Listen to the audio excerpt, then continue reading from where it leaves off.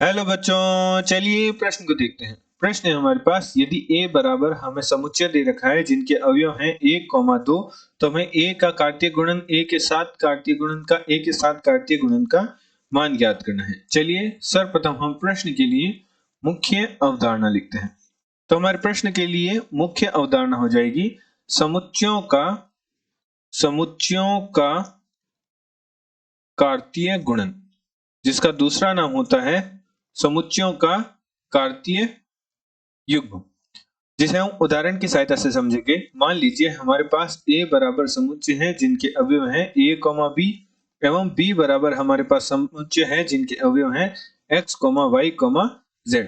तो a का b के साथ कार्तीय गुणन का मान हमारे पास प्राप्त होगा, जिसमें हमारे पास समुच्चय के अवयवों के युग्म हमारे पास कुछ इस प्रकार प्राप्त होंगे कि युग्म का जो प्रथम घटक है वह a के समुच्चय से और द्वितीय घटक है वह b के समुच्चय से लिया जाएगा। तो हमारे पास प्राप्त होगा a, x, a, y, a, z।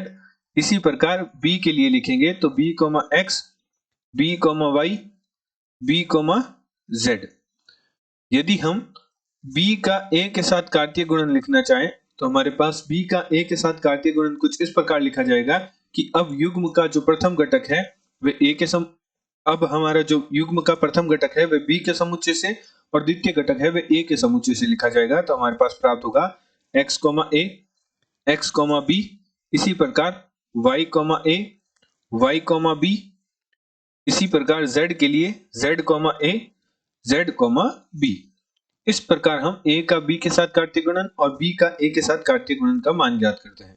अतः प्रश्नानुसार प्रश्न में हमें a बराबर दे रखा है समुच्चय जिनके अवयव हैं 1, 2 और प्रश्न में हमें a का कार्तीय गुणन a के साथ का कार्तीय गुणन a के साथ का मान ज्ञात करना है। तो सर्वप्रथम हम a का a के साथ कार्तीय गुणन निकालते हैं, तत्पश्चात उसका पुनः a के साथ कार्तीय गुणन करेंगे तो हमारे पास प्राप्त हो जाएगा a का a के साथ कार्तीय गुणन का a के साथ कार्तीय गुणन का मान। तो चलिए सर्वप्रथम हम a का a के साथ कार्तीय गुणन का मान ज्ञात करते हैं। तो हमारे मुख्य अवधारणा से a का a के साथ कार्तीय गुणन ज्ञात करने के लिए हमारे पास प्रश्न में a बराबर दे रखा है समुच्चय 1, 2। तो इसका a के साथ ही कार्तीय गुणन निकालना है तो पुनः a लिख लेते हैं 1, 2। तो यहाँ जो b है वह a ही है। तो हमारे पास समुच्चय के अवयव कुछ इस प्रकार प्राप्त होंगे कि पहले 1 का 1 और 2 के साथ, फिर 2 का 1 और 2 के साथ युग्म बनाएंगे तो हमारे पास समुच्चय के युग्म के अवयव कुछ इस प्रकार प्राप्त होंगे 1, 1, 1, 2, 2, 1, 2, 2।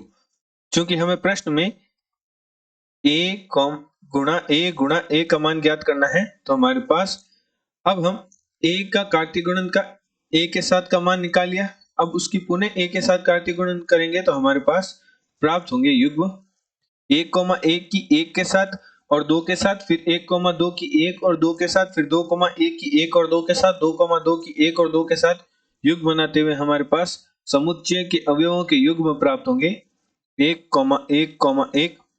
इसी प्रकार 1, 1, 2। इसी प्रकार अब 1, 2 के लिए बनाएंगे तो 1, 2, 1, 1, 2, 2।